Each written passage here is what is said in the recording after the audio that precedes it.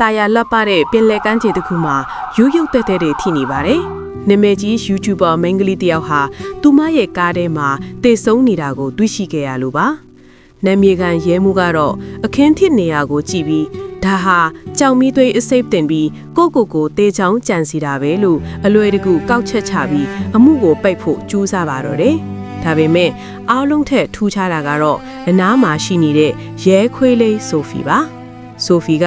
အဖိုးအိုလီဆွန်းချေကိုဒါတသေးတာမဟုတ်ဘူးလူသက်မှုလို့စကားပြောပြီးအမှန်တရားကိုဖွင့်ဟလိုက်ပါတယ်။အဖိုးအိုကရဲမှုကိုသွားပြီးဒါဟာလူသက်မှုဖြစ်ကြောင်းတယောက်ယောက်ကကားသေးကိုကြောင်မီးသွေးတွေထည့်ပေးခဲ့တာဖြစ်ကြောင်းတတိပေးပေမဲ့ရဲမှုကတော့အဖိုးအိုကိုယူးကြောင်ကြောင်နိုင်လာကြလားဆိုတဲ့အကြီးနဲ့ကြည်ပြီးမျက်မြင်သက်သေရှိလားလို့ပြန်မေးခွန်းထုတ်ခဲ့ပါတယ်။အဖိုးအိုကခွေးကပြောပြတာလို့ပြောလိုက်ရလေအယူလို့သတ်မှတ်ခံရမှာဆိုလို့နှုတ်ဆက်နေကြရပါတယ်။စိတ်ပြတ်နေတဲ့အဖိုးကိုဆိုဖီက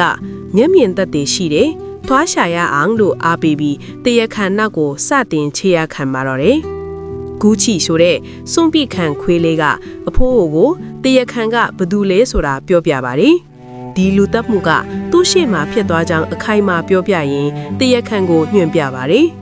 ဆိုဖီရဲ့လမ်းပြမှုနဲ့အတူအဖိုးဟာတရခန်ရှိတာဆိုင်ထဲကိုဝင်သွားပြီး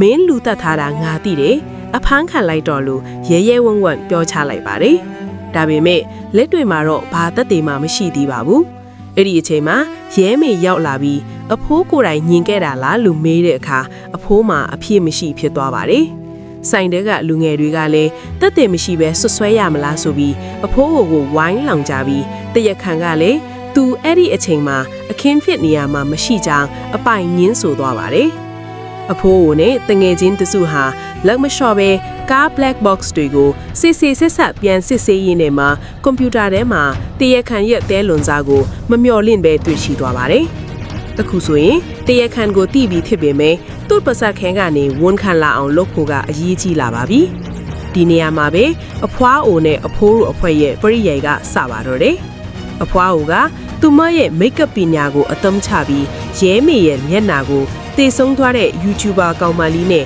တပုံစံတိတ်တူအောင်ပြုပြင်ပေးလိုက်ပါတယ်။ရဲမေက YouTuber ကောင်မလေးအသွယ်နဲ့တရခန်စီကိုဗီဒီယိုကောခေါ်လိုက်တဲ့အခါတရခန်ဟာတေပြီးသားလူပြန်ရှင်လာတဲ့အမှတ်နဲ့သွေးပြတ်သွားပါတော့တယ်။သူတက်ခဲ့တဲ့ကောင်မလေးမတေဘူးလို့ယုံကြည်သွားတဲ့တရခန်ဟာကြောက်လန့်နဲ့ပဲချင်းဆိုးတဲ့နေရာကိုရောက်လာပါတယ်။တရခန်ရောက်လာတဲ့အခါမှာတော့ရဲမေကသူမရဲ့ make-up တွေကိုခွာချလိုက်ပြီးအမှန်တရားကိုဖွင့်ချလိုက်ပါတယ်။တရခန်ဟာထွက်ပြေးဖို့ကြိုးစားပေမဲ့အဖိုးနဲ့တငယ်ချင်းများကအကွက်ကြပိတ်ဆို့ထားတာကြောင့်နောက်ဆုံးမှာတော့လက်ရဖမ်းဆီးခြင်းခံရပါတော့တယ်။ရဲမေကအဖိုးကတရခန်ကိုကြည့်တာနဲ့ဘလို့လို့လူသက်မမန်းထိတာလဲလို့အံ့ဩတကြီးမေးတဲ့အခါအဖိုးကတော့ပြုံးနေယုံကလွယ်လို့ဘာမှပြောနိုင်မှာပါဘူး။ဘေးနားမှာရှိနေတဲ့ဆိုဖီလေးကတော့ကျွန်တော်ဖော်ပြပေးတာလေလို့ဂယုစွာနဲ့သူ့တခင်ရဲမေကိုပြောပြပါတယ်။